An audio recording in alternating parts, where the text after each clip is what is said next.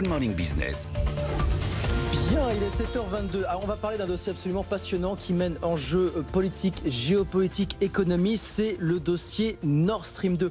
Alors Nord Stream 2, vous savez, c'est ce gros gazoduc qui doit relier l'Allemagne à la Russie sur plus de 1200 km en passant sous la mer Baltique, en contournant l'Ukraine. Ça, c'est un élément important de l'équation. On va en parler quelques instants avec Jérôme Ferrier qui est avec nous par vidéo interposée. Bonjour Monsieur Ferrier, merci beaucoup d'être avec nous ce matin.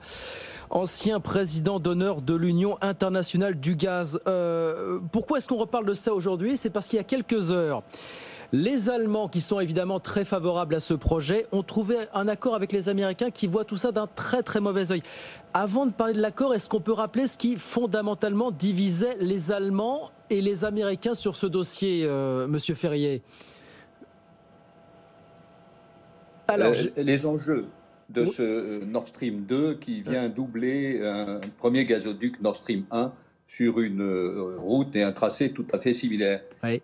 On parle de 55 milliards de mètres cubes qu'il faut comparer par an. Il faut comparer aux 40 milliards de mètres cubes de consommation française et aux 450 milliards de mètres cubes, 500 milliards de mètres cubes qui sont consommés en Europe.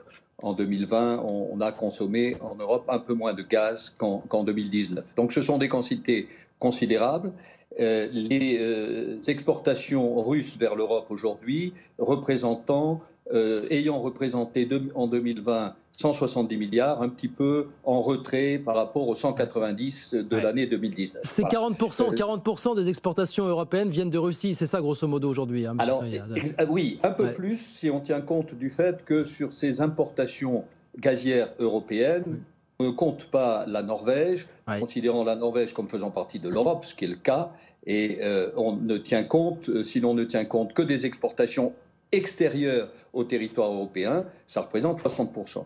Et naturellement, ces quantités-là, dans la mesure où l'Europe n'a pas besoin de davantage de gaz, plutôt un peu moins d'ailleurs, évidemment, viennent en déduction progressive des quantités qui transitent par l'Ukraine. L'Ukraine transitait en 2000 140 milliards de mètres cubes. L'entrée en service du premier tuyau Nord Stream 1 a fait qu'en 2017, il n'y avait plus que 93 milliards de mètres cubes qui ont transité par l'Ukraine. Et le risque, si vous voulez, ce sont les experts qui imaginent qu'avec l'entrée en vigueur et en service à la fois du Nord Stream 2 et du Turkish Stream, c'est-à-dire le tuyau qui contourne par le sud en arrivant sur la Turquie, puis ensuite sur l'Europe, on pourrait descendre entre 20 et 30 milliards de mètres cubes simplement transités en Ukraine. Donc il y a un enjeu considérable pour l'Ukraine. Et donc l'Europe se sent solidaire de ce qui est en train de se passer à l'Ukraine, parce que le risque, c'est qu'elle soit amenée, comme elle a déjà fait dans le passé, à se substituer à la défaillance de quantités russes qui n'approvisionneraient pas l'Ukraine. Et à ce moment-là, ce serait sur le quota européen. Et de l'autre côté, vous avez les États-Unis qui essaient de convaincre l'Europe qu'elle, au fond, devrait s'affranchir davantage des quantités importées de Russie, au profit, entre autres, des quantités de gaz naturel liquéfié en provenance des États-Unis. Angela Merkel a défendu un compromis pragmatique. Joe Biden s'est rallié à ce pragmatisme, à ce réalisme désormais, alors qu'il a longtemps été opposé. Il s'est retrouvé face à un chantier quasiment achevé. Il fallait entériner la décision.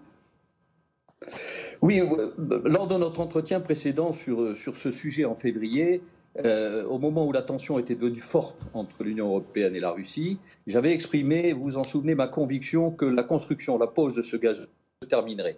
Elle était trop avancée pour ne pas la finir, et d'autant que l'Allemagne avait absolument besoin de ce gaz. Et j'avais dit dans le même temps que j'étais moins certain que ce tuyau se remplirait, en tout cas se remplirait de sitôt.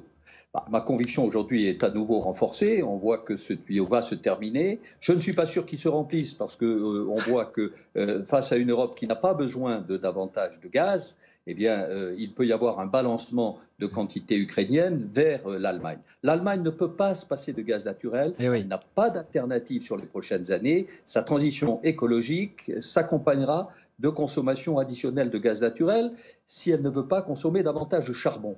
Et par conséquent, on comprend que la chancelière Merkel, dans la perspective en plus de des élections dont le résultat est incertain, a souhaité entériner les choses et que le président Biden en a convenu. Pour le président Biden, l'association et la relation avec l'Allemagne est absolument essentielle. On le sait depuis longtemps, et c'était le cas avec ses présidents précédents. Le point d'entrée sur l'Union européenne et sur l'Europe, c'est l'Allemagne. Et par conséquent, il y a eu ce compromis dont on ne connaît pas le détail, mais dont on peut imaginer que la contrepartie de la levée des sanctions, qui va permettre l'aboutissement du gazoduc, eh bien, c'est le fait que la Russie se montrera compréhensible vis-à-vis de l'Ukraine. Et on comprend de ce que l'on peut savoir que l'Allemagne se réserverait la possibilité de limiter les capacités d'exportation russes vers l'Europe dans le secteur énergétique si la Russie ne respectait pas probablement cet engagement. Et comment pourrait-elle le faire?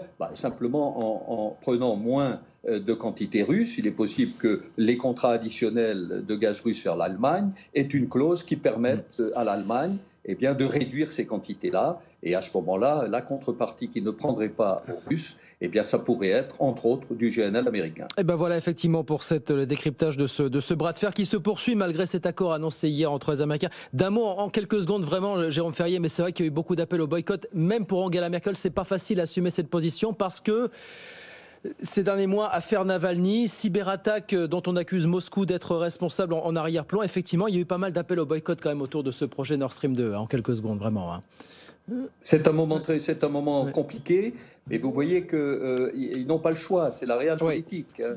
La politique allemande est pragmatique, et le pragmatisme veut que pour ne pas être en risque de déficit énergétique, il y a la nécessité de conclure et d'avoir plus de gaz. Ce Nord Stream contribue d'une certaine façon à la sécurisation des approvisionnements, même s'il ne contribue pas à sa diversification. C'est un tuyau politique, c'est aussi l'expression que vous aviez employée quand on en avait parlé il y a quelques mois. Tuyau purement et simplement politique. Merci beaucoup Jérôme Ferrier, merci infiniment d'avoir été avec nous ce matin, l'ancien président d'honneur de l'Union internationale du gaz et ce dossier absolument passionnant, Nord Stream 2, qu'on évoque ce matin sur BFM.